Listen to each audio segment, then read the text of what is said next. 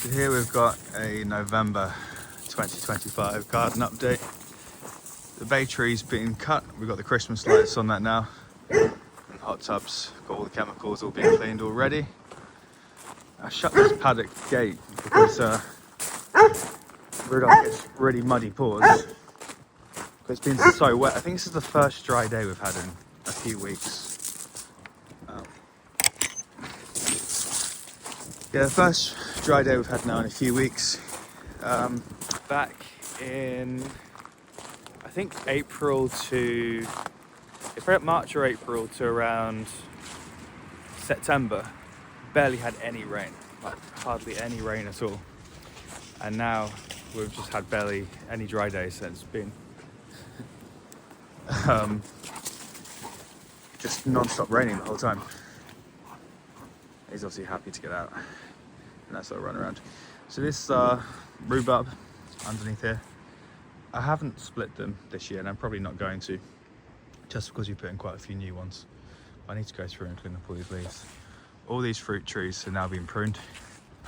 So we've got the two apple trees here, the apple tree in the middle, been pruned. Raspberries, as I said before, I'm gonna let these just die down and come around to January. Apparently you can just clip off the top bits when they dry out. So I'll see if that's any better. It did occur to me maybe that the neighbour who told me about that might have just had early raspberries. Maybe I had late ones, but who knows. Here's our strawberries down here, which I'm probably gonna, I don't know, I'll see what happens with them. But the problem with these is the hair comes along and eats all of them because they're so low. So I need to get them covered ready. Fig tree's been pruned. Green gage had a massive cutback this year. And all our pumpkin beds have gone, been cleaned out. Pear tree pruned, fig tree pruned. It's such a nice sunny day for a change. And then I probably need to do it next year. Go along and clean all these fences and repaint them as they're approaching the end of their life. Although I don't know how much it costs, it'd be a lot, but I need to maybe look into the cost. Well, I don't need to, I want to look into the cost and put estate fencing all the way along and keep some kind of cage bit at the bottom. I'll show you a picture of what I had in mind, because I think that looks so much nicer going around. And then all our hornbeam is coming out nicely too. This is the other pear tree cut back. I need to go through too and put some new bark down and wood chip, because that's running out. Somehow, by some miracle, this has still got apples on. They're pretty well on there too. But yeah, just waiting for these to fall off, probably in the next month or so, then I'll clean them all up, chuck them in the compost. Our Christmas tree is getting so big, we're thinking of taking out the hornbeam behind it, and then maybe getting permission to cut back some of this tree. I think it's dead, this tree anyway. And as this grows up in a couple of years' time, put a load of Christmas lights in it, because that would be nice. Snipped back a few of the Asian pear branches at the bottom where I was hitting them with the lawnmower. And yeah, looking forward to seeing how the hornbeam looks in the next year or two. These are getting really tall now, really tall. So looking forward to them getting a bit bushier and growing up. But yeah, if you ever want to plant a hedge quickly in the UK, I'd definitely recommend hornbeam or beech. When we put these in 2 years ago, they're only pretty about knee height. I think they're 30 centimetres or 40 centimetres. But now, pretty tall. And then we've got, this has all had a bit of a trim too. IBC tank all connected and all full. That's all been weeded through this bed. Still got our pumpkins that we're slowly feeding off to the chickens. Greenhouse all empty. I really need to get something new sorted for that, because you can see where the windows have been blowing out. I've been slowly replacing the glass with perspex and then duct taping them in place, otherwise the wind just hits it and they shoot out. I've got my blueberry bushes in there too, and a Shropshire prune tree here. And the roses have been cut back. Pear trees, medlars, have all been cut back too. And I'm going to leave Rudolph back here. Actually, I'll show you. Got one of our Christmas wreaths up that Jess made last year. Where it's dyed off, it's got a really nice colour.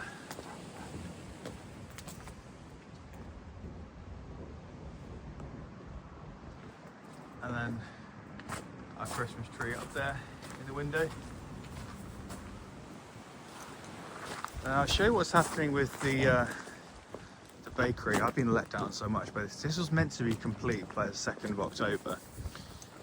And now they're saying that they're not able to come and finish it off until I think I said the 15th or 16th of December, which is ridiculous.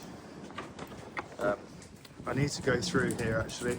Probably can't see just yet, but I need to pressure wash all of this. And then after I pressure washed it, I've already weed killed it now, so I'm just waiting for that to die off a bit. And then we'll pressure wash it so it's all nice and new looking.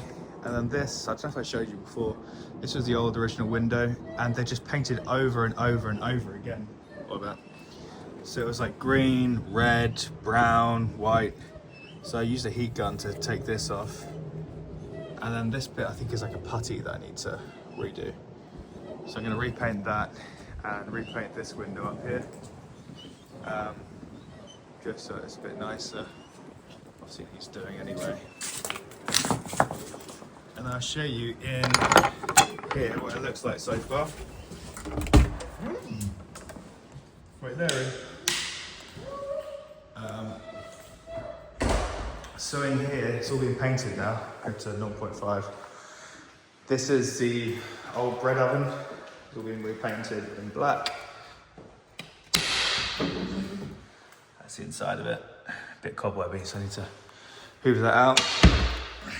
This door is a stable door that the building company installed incorrectly with the hardware, so that's getting replaced. And I'm putting it with one with 4 big windows. So this whole top bit is mainly going to be windows for 2 on 2.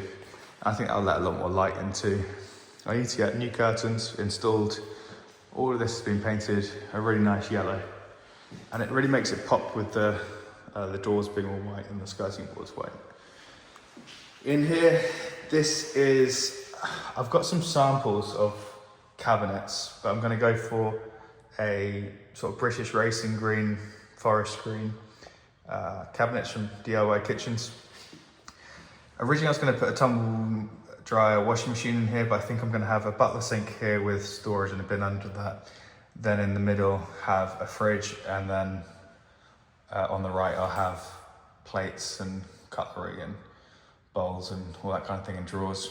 Taking out the hob, I'm going to put coffee machines, microwaves, toasters, that kind of thing in there. And obviously you've got the skylight up here to get some light in, which is nice. And then the bathroom's been a bit of a pain because they're still coming back to do the boarding up in the loft. So I'll show you. So this side needs doing, but that side has been done. Water tank's obviously all out. The toilet has been installed now, and the radiator has. The builders before, they put a stud wall on here, whereas it was exposed before. The problem with that is that they put the plaster and the stud wall in front of the water stopcock, so we have to put like a little service hatch for that. And then on this side, I've got the shower unit, which is a really nice brushed brass one. Problem though, as you can see, those all tidy and everything. But the problem, you can see, is the door is going to hit the oak sink unit and cabinet. So at the moment, I reckon it could probably open to here without hitting it. I can fit through that, but a lot of people aren't going to be able to fit through that, and they'll probably end up smashing it. So that needs to get reinstalled as a bifold one that goes in. And then I'm just waiting to get this door architrave finished off. And then new hardware for here. We're gonna get some curly tail ones that match the same as over here. All underfloor heating's in here now. Wi-Fi boosters are in. New fuse box. I'll probably get some nice white wooden shutters going across here and then curtains on top. So it's getting there.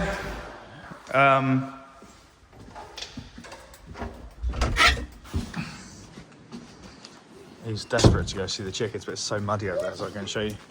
No, get back, you're waiting here, you wait here. So yeah, it's getting there, but just so slowly. It's just, not one thing has gone smoothly. The only things that have gone smoothly have been the tradesmen that I've appointed. Everyone from the building company has been just useless. And I realised too that speaking to the heating engineer, this is the oil pipe that comes in through to the unit. And for some reason, when the previous guy installed it, the emergency oil cutoff is in the right at the bottom of all those logs. So they built a log store around the emergency oil shut-off. So I'm trying to work through the logs and then clear that up, and then we're going to redirect it and have it over here or this side. And this is where the door was installed wrong. That handle should be on the top one, so it could be used as a stable door, and this obviously should be higher up so that the top bit can open up and the bottom bit stays locked. But yeah, it's one of those things, isn't it? It's all the learning curve, and that's our skip that I'm hopefully getting rid of soon. In terms of down here with the vegetable garden, it's getting so wet down here, it's unbelievable. I've gone through and weed killed it all the bits down on the bottom, so I'm just waiting for that to kick in. It took ages to do that because it's been so wet recently. The dahlias are covered with straw and cardboard. I'm going to get a new cage like this one, but for the strawberries. And we've got our wreaths up there. Looking extra Christmassy.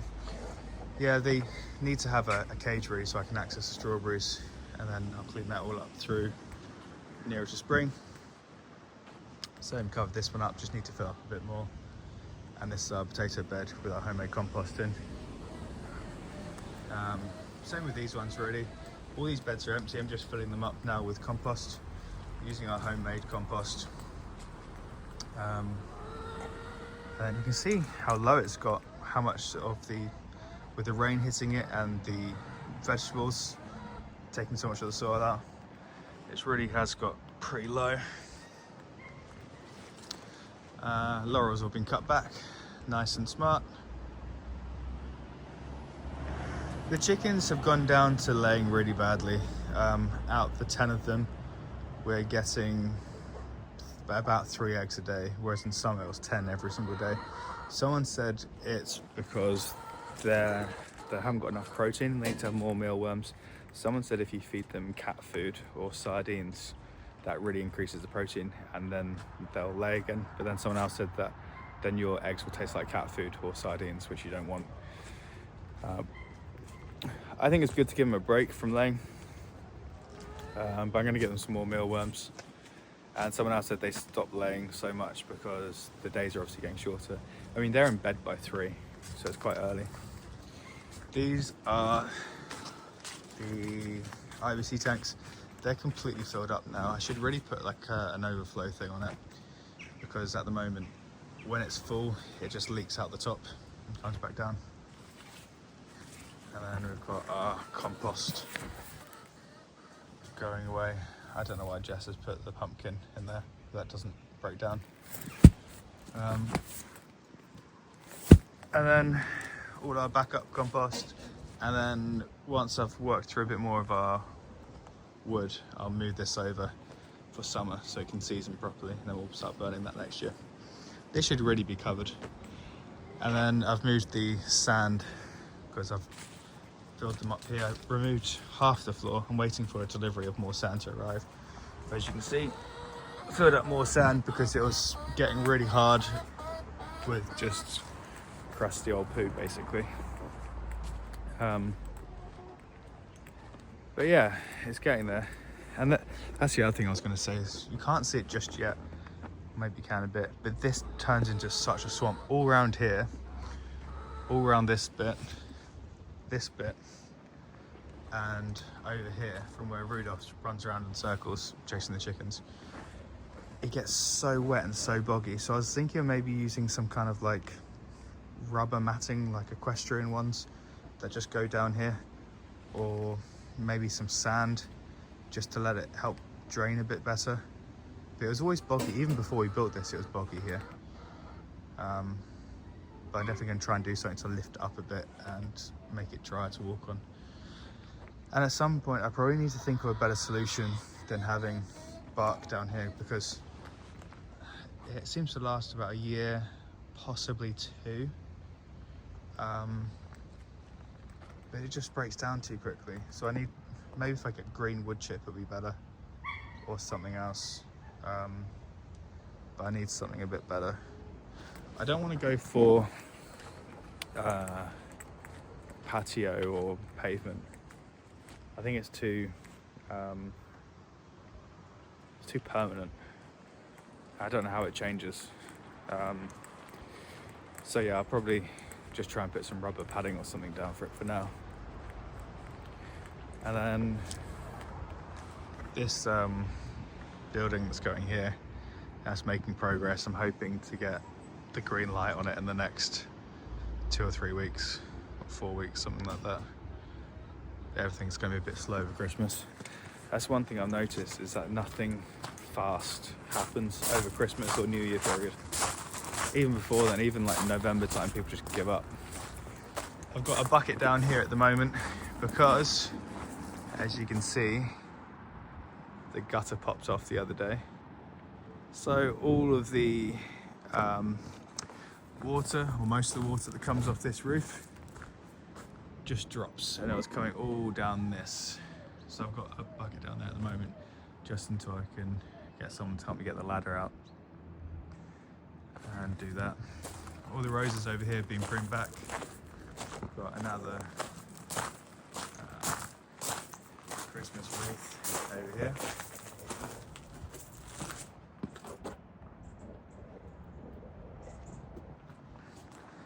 And then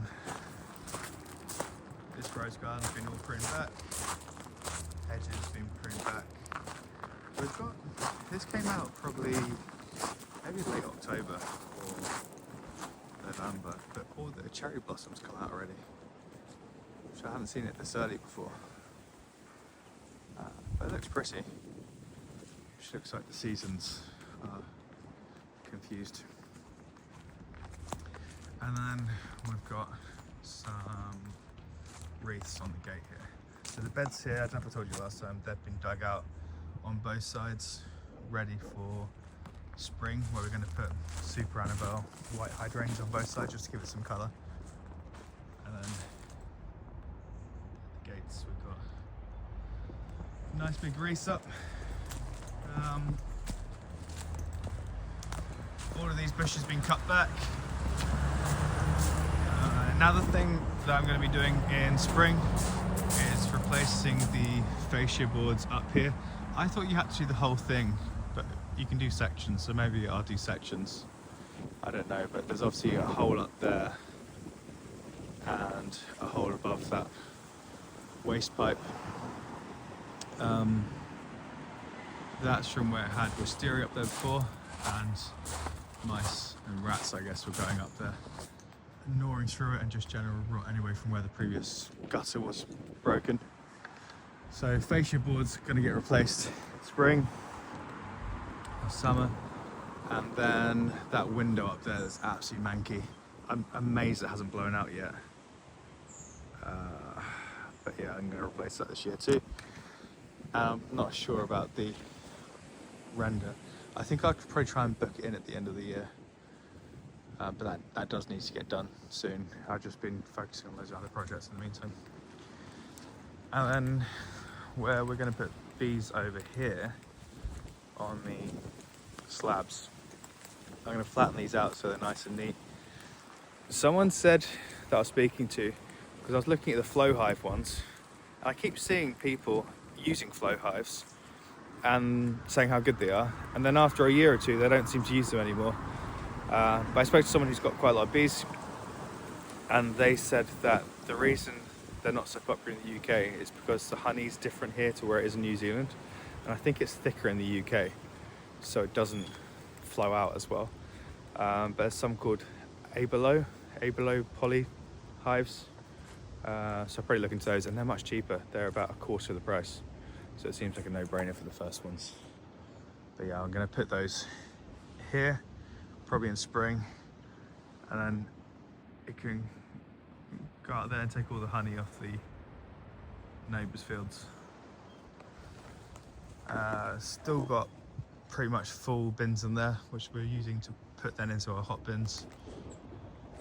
I still haven't got around to chopping up any of this, but I need to.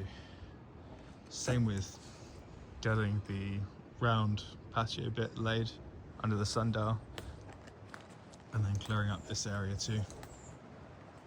It's just some old tiles and bricks and stuff that we had left over, and an old tender that I need to sell. I need to clean up this little John Deere tractor for Violet too. But yeah, that's about it in terms of the garden so far. To be honest, not much happening in summer. Not much, to be honest, not much happening in November. Nothing's growing, everything's been cut back now. And now the only thing to do is to plan what we're planting for spring and on what beds. And Rudolph, stop. And yeah, just basically getting everything ready for spring. What do you want? What do you want? I haven't got anything. You blend in with the Scrabble. Yeah, little camo dog. So yeah, basically just trying to get everything ready for spring. No, stop. Yeah, just trying to get everything ready for spring, planted, deciding what beds we want what in, and deciding what projects to work on next. And also we're doing a lot of work on the inside of the house at the moment too.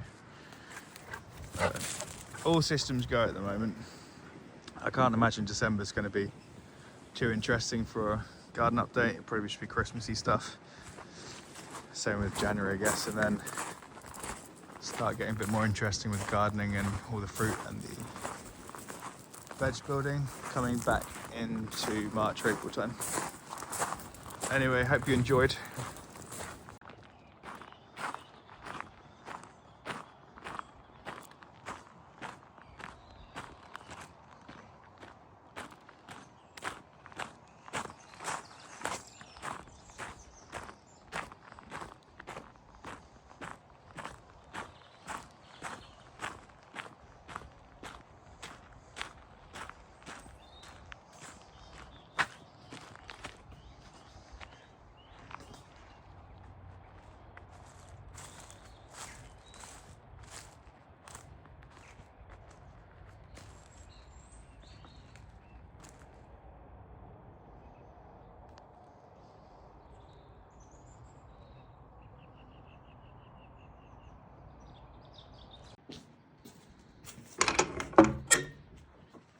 Probably should show you this in daylight, not at night time.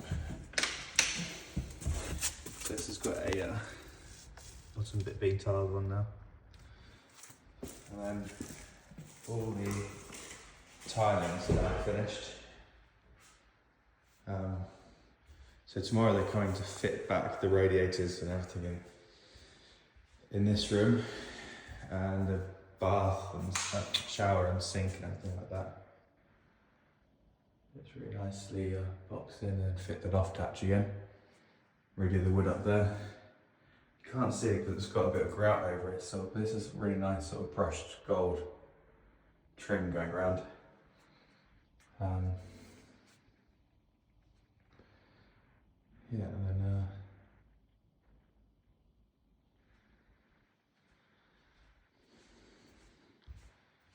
this has been tiled in there too. And then it's all getting painted this week, coming in, all the holes filled in the wall.